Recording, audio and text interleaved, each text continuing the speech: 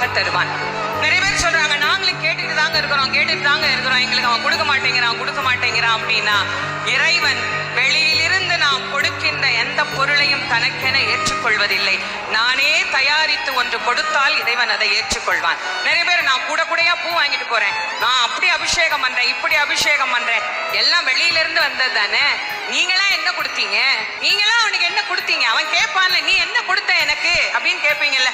இல்ல இதெல்லாம் நான் தான் கொடுத்தேன்னு சொல்றதுக்கு என்ன சாட்சி? வேணா கொடுப்பாங்க, தேங்காய் காசு கொடுத்தா வாங்கலாம், பழம் காசு கொடுத்தா வாங்கலாம், சக்கரை பொங்கல் காசு கொடுத்து செய்யலாம். இதெல்லாம் காசு கொடுத்து வர்ற பொருள்.